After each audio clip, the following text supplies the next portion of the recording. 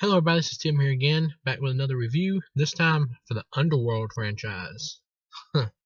Now, I have a strange relationship with these films. I watched the first one when I was really young, and I kind of fell asleep through it. It kind of bored me to death when I watched it when I was really young. The thing about these movies is they're about vampires versus werewolves, or lycans as the films like to call them. And the first one tried to have a lot of story, and it kind of bored me to death as a kid because I expected action. It's vampires versus werewolves. Where's the friggin' action? And I just almost fell asleep, to be honest. When I got older, I watched the second film. I remember enjoying it more.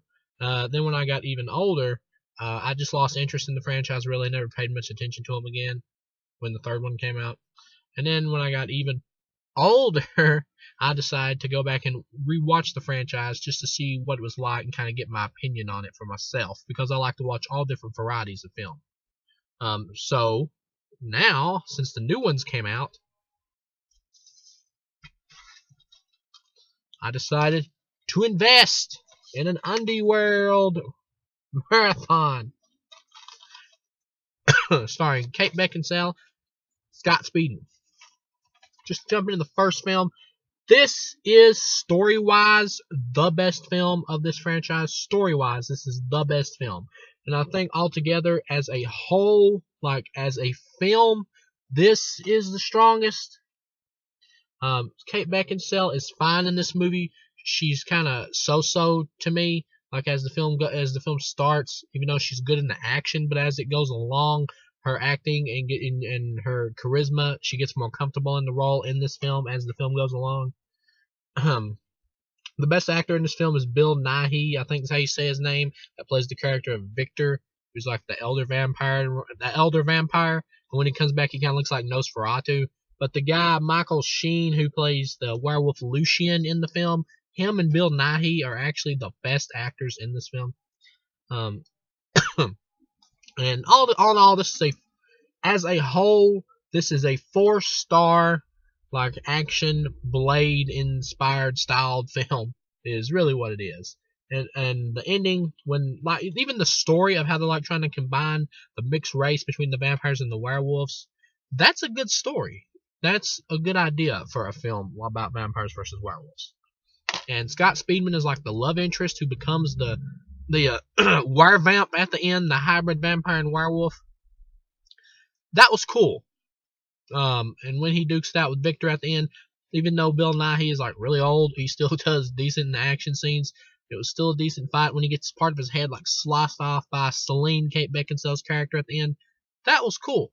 Basically, in the film, you also find out lies and truths and stuff like that about how people's been covering up stuff and how Victor actually killed Celine's family when she used to be human. He killed her family because he couldn't handle not having human blood, and he had it covered up. And she thought he was her father figure because she basically grew up with him, and he's the one that turned her into a vampire and to help her get revenge against the werewolves for killing her family, but it was actually him. And at the end of it, she finds it out. She cuts the Frigger's head off. Cool action scene. And you got another badass scene where all these werewolves in this house coming towards her on the walls. She shoots these guns on the ground and on the floor and falls through the floor because she's outnumbered. So she thinks she does smart and gets away. But yeah, all in all, great hipper vampire and werewolf movie, more for the youth crowd. This is a great version of that. This and the first two Blade movies are really the best versions of this kind of thing that I've seen. But yeah, great flick. And Kate Beckinsale is extremely hot, so you know you're not doing wrong there. Back to Underworld 2. Watching these films in a row, Underworld 2 is also another 4-star film. The difference between this one and Part 1 is Part 1 tries to have all this huge story, all this build up. The biggest flaw of Part 1 is the middle section drags, and I've still felt myself getting really tired in that middle section. This film fixes that.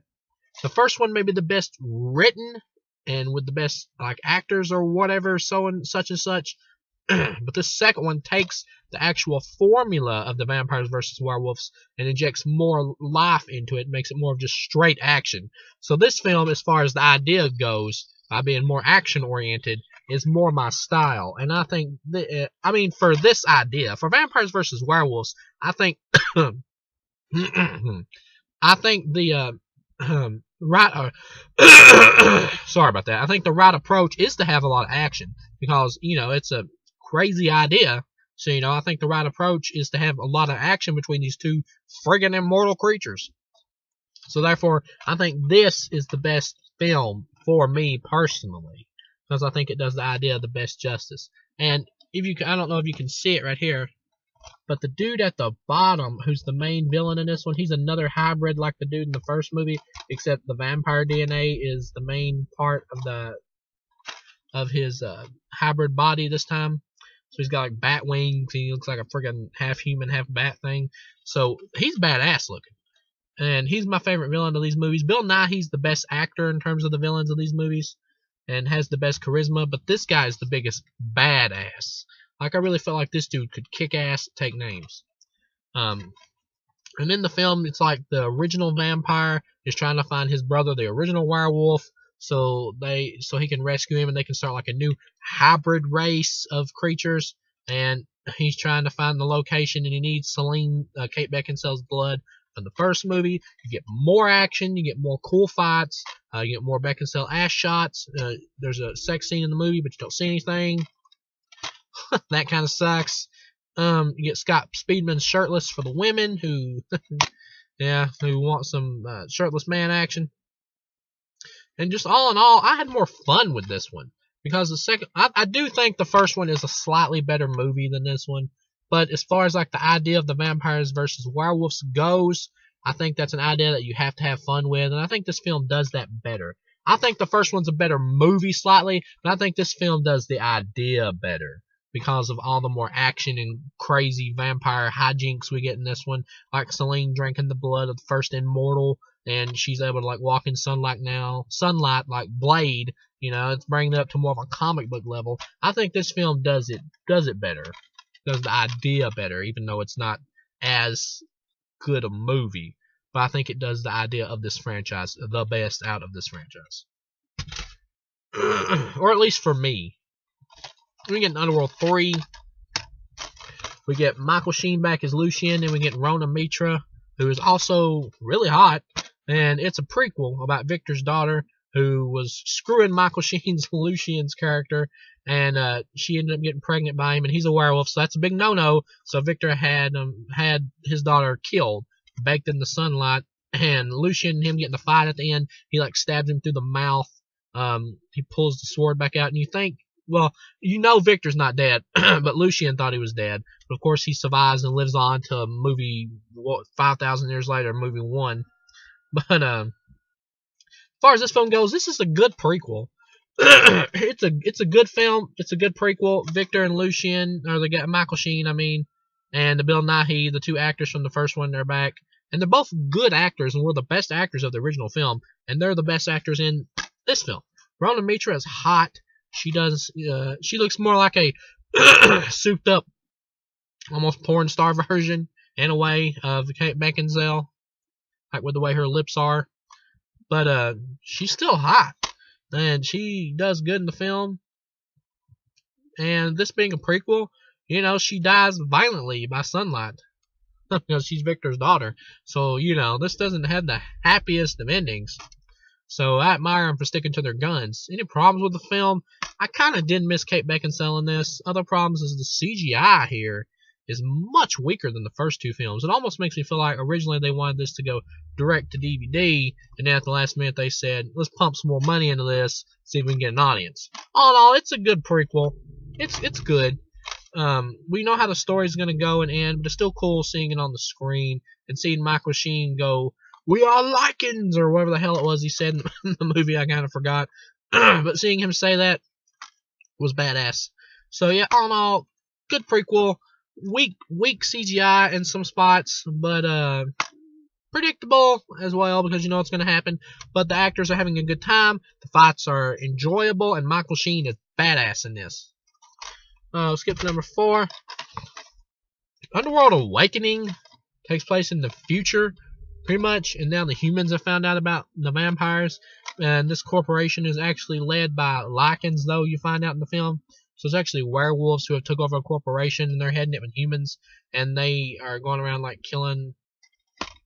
Well, the corporation has like went around killing all the vampires and werewolves, but then lichens have found their way into the corporation and kind of like took it over. And Celine is like in the future, and Michael has been, well, they've been like cryogenically frozen. She wakes up in the future and she has a daughter. I'm still not sure how that's the problem with the movie. The daughter thing is not really explained. Like, was she like pregnant before she got frozen? Then they took the embryo out and grew it or something. And what the hell happened with that? I still don't get that.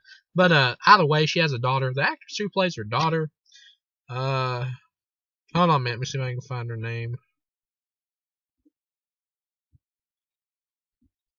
I think it's India Azali or something like that. I don't know how you pronounce the name, but she did good.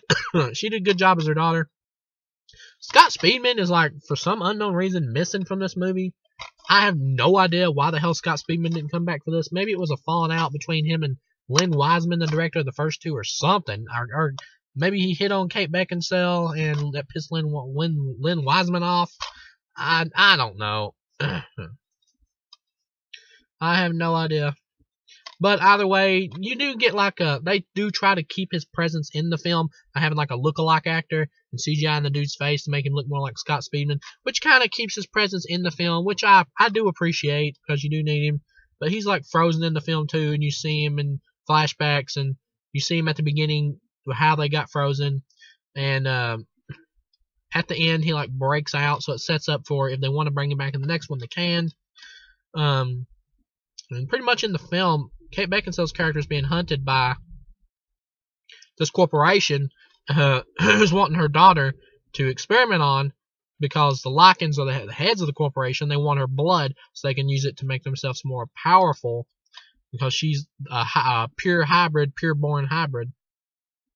And you got Charles Dance in the movie as like an elder vampire. I love Charles Dance. Great Last Action Hero. It's great to see him here.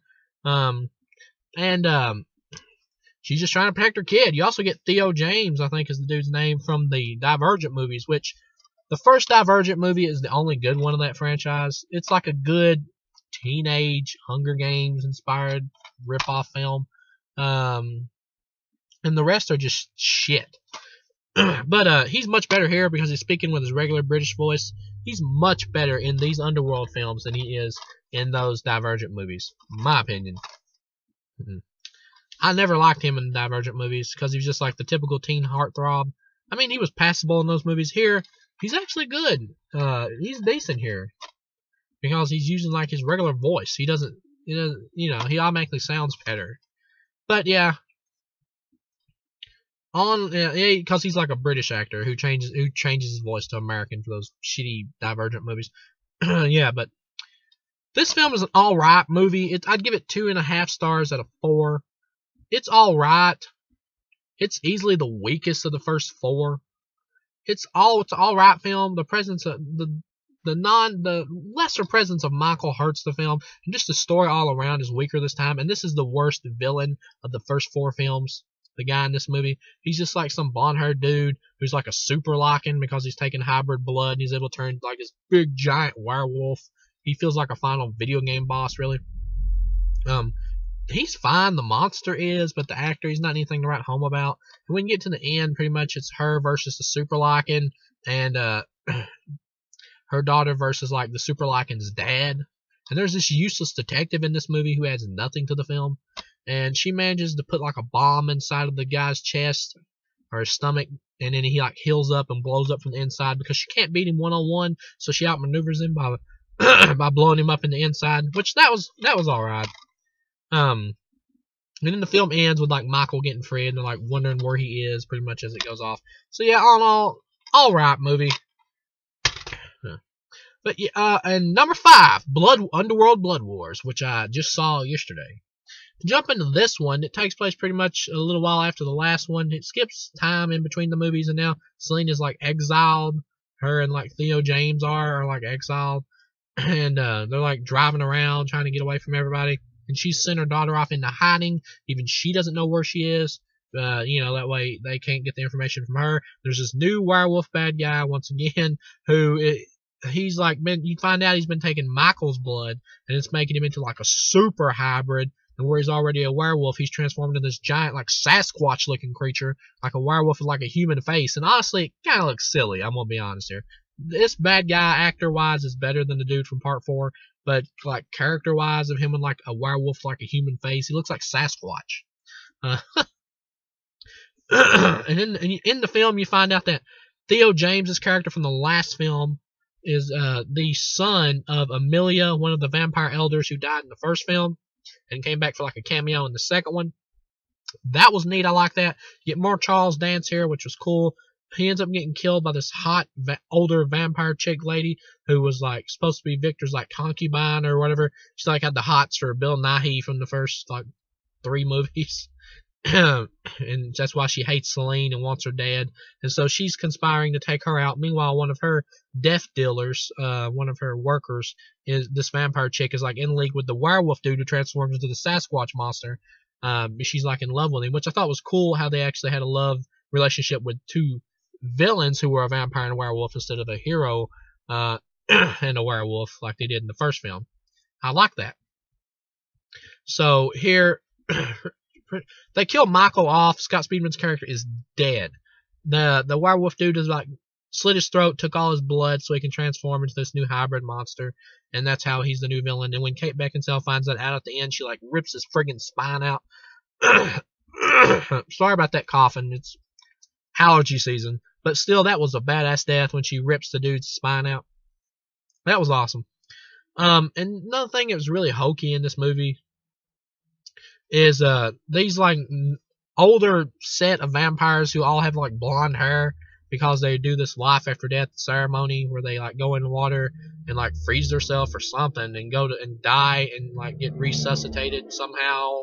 It's not really explained very well. They come back with like blonde hair and the power of like air bending where they can transform into smoke and like teleport from one room to the next or the other side of the room. That was really hokey.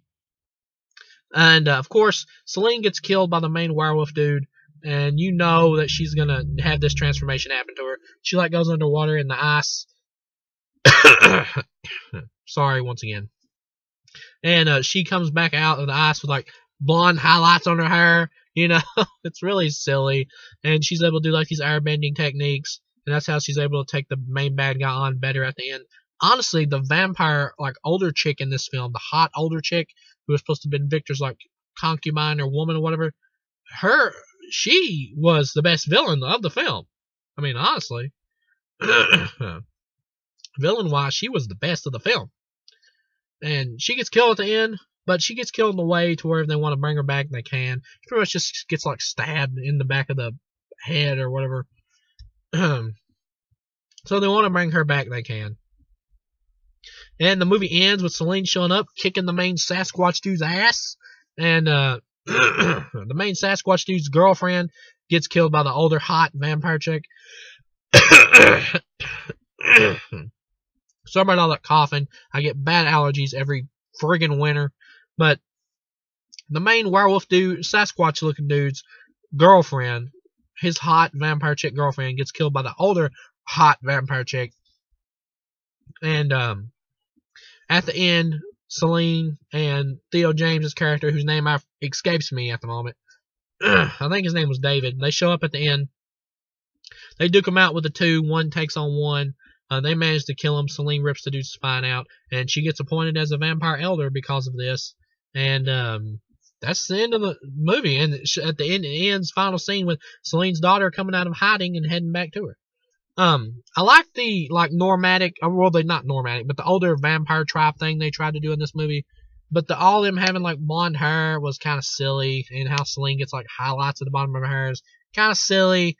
But her the airbending technique is also kind of silly. It's all kind of cheesy. It's like they were running out of ideas and they're trying to just come up with a new power. I mean, that is pretty much what's going on. But I feel like they could have done better than that. And Celine's daughter not being in the film, I actually was fine with. Well, she does show back up at the end, but it's a different actor. That's fine. When they do the next film, just wait a couple years, have her be older. Do like an older, young, adult version of her or whatever. Get a new actor if you have to. Yeah, all in all for this film, give it 2.5. The characters that are introduced here in Underworld Blood Wars are better than the characters in Underworld Awakening, but the overall story as a whole is weaker here than Underworld Awakening. So, and how they kill Michael off is kind of lazy, but I can kind of deal with it because the actor didn't want to come back. But as a whole, it's an alright film, 2.5 stars. Once again, it's a 2.5 star film. It lacks the punch of number 4. The characters are better here, but the story as a whole is weaker here. Should they do another film? I feel like you can honestly stop here with this one if you wanted to. With Celine being a new vampire elder, her daughter coming back out of hiding and coming back to see her, you could just stop here, honestly. But you have to do another one, which I'm pretty sure they will. If you need to do another one, they need to bring in like a new element to really kick these films back up. They need to bring something in that can like punch, give you a good punch to the face, wake up call. In my opinion, they need to bring in a new monster. Something needs to be spiced up here. What they need to do, in my opinion, is the obvious of what, sequel idea from one of these movies should be. Bring in a new monster that's even worse than vampires and werewolves, and have vampires and werewolves have to set aside their differences, team up so that they have to take it down, so by the end, there's peace between them, and we can end this. That's the way I see. That's my idea for the next film. Hell, bring in zombies. Friggin' bring in zombies. Because they multiply like the plague. They're the third most popular monster after vampires and werewolves. They multiply like a plague, like I said.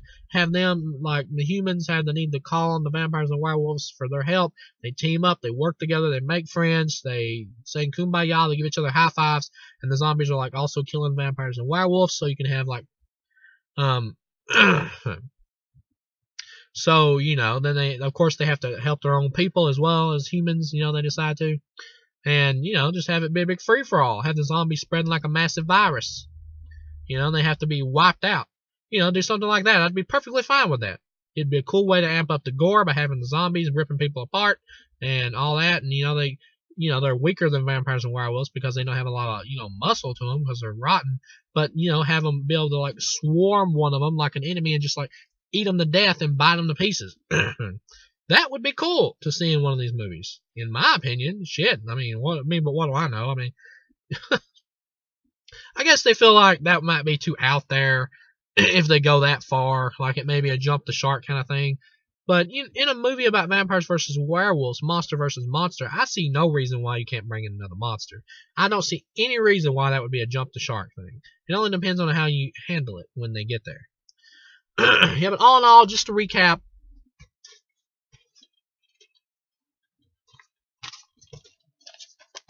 tightest film of the franchise, probably best movie of the franchise. I don't think this is the best executed version of this idea of the franchise. Most fun movie of the franchise, in my opinion, Underworld Evolution. Most fun, best action as well, in my opinion. Best villain in terms of badassery. Maybe not acting or charisma, but badassery, best villain. Both 4 stars for number 1 and number 2. Both enjoyable, like Blade-inspired action films. 3 stars for this prequel here. It's pretty much a slave story, which I like. Great actors in this film with Bill Nighy and Michael Sheen. Good film. Good prequel. Not as good as the first 2 because Celine's kind of missed and you kind of know the way it's going to go. But good prequel. Underworld 4, 2.5 stars. Alright film. 3 is 3 stars. 4 is 2.5 stars. It's an alright film. If you've watched the first 3, give it a watch. It's not bad. It's just alright. Number 5, Blood Wars, the one I just saw. Once again, another alright film, 2.5 stars. Not a bad film, but just alright. But like a weaker alright than number 4. It lacks the punch of number 4. They need to do something to spice it up for number 6. And whatever they do with number 6 should be the last one, in my opinion, for this franchise. I say after that, do a TV series. I think this idea is very well suited for a TV series. You could do like countless seasons of stories before Celine's character ever even showed up. But yeah, all in all, that's my review for the Underworld franchise, and I'll see you guys again with whatever comes up next.